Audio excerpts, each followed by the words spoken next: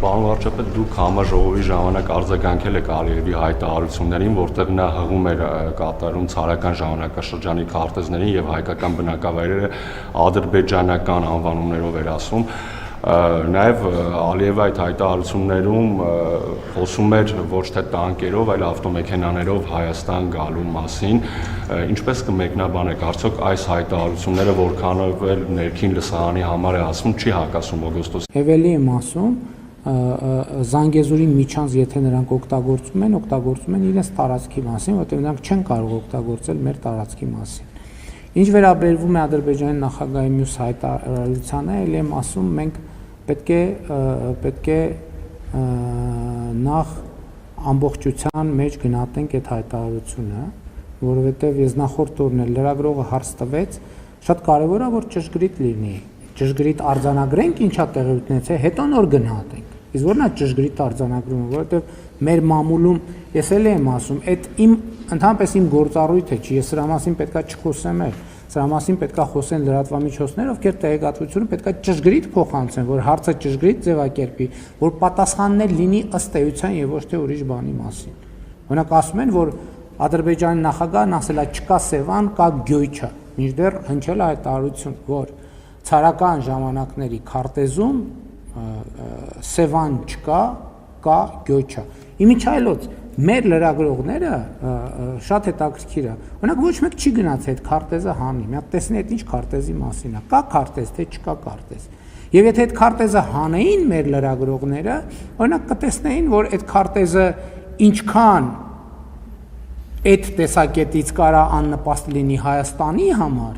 երկու այնքան կարա աննպաստ լինի ցանկության դեպքում Ադրբեջանի համար, որտեղ օրինակ կարա պարզվի այդ քարտեզի վրա Հայաստան կա, վայ ներողություն, իսկ Ադրբեջան չկա։ Իսկ դա ոնց մեկնաբանենք։ Ես դրա համար եմ ասում, այդ անօգուտ գործողությունը, ել չեմ ասում, եթե ցարական քարտեզներով գնանք եւ ինչու՞ միայն ցարական, դրանից առաջ սուլթանական, դրանից առաջ շահական, դրանից առաջ խանական, դրանից առաջ խալիֆայական, այդ քարտեզներում ոչ Հայաստան կա, այսինքն Հայաստան կա,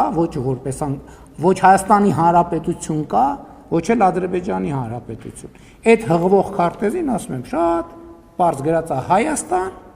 Հայաստանի տեղում այսօրվա, Ադրբեջանի տեղում Ադրբեջան գրած չի։ Եվ ինչի համար։ Շատ լավ, բայց ես համարում եմ, որ դա անիմաստ թեմա է եւ անիմաստ քննարկումները առավել եւս 2025 թվականի օգոստոսի 8-ից հետո։ Էլ չեմ ասում այդ քարտեզները հրապարակված են։ Այդ քարտեզները հրապարակված են, այն որ դուք այն նյութերը ուղարկեք ինձ, ես էլ այդ քարտեզ ուղարկեմ ձեզ, չնայած 5 րոպե փնտրելով կարող եք այդ քարտեզը գտնել։ Այսինքն որ այդ քարտեզի վրա Հայաստան գրած, Ադրբեջան գրած ինչ է նշանակում դա։ Դա ինչ քաղաքական հետևության է բերում։ Բայց եմ ասում, խալիֆայության շրջանում եղել է խալիֆայությունը։ Պարսկական տիրապետության ժամանակ եղել է Պարսկաստան, Օսմանական տիրապետության ժամանակ եղել է Օսմանյան կայսրություն, բայց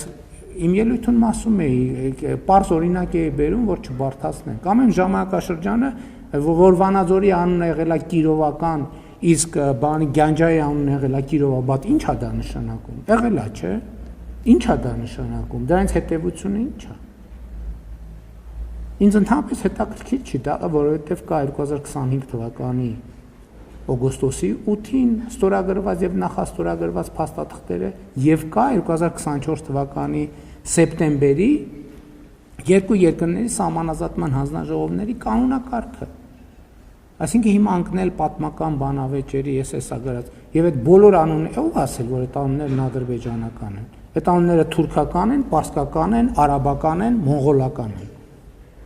Ես դրա համար նաեւ բանի զանգ բառի օրինակը բերեցի։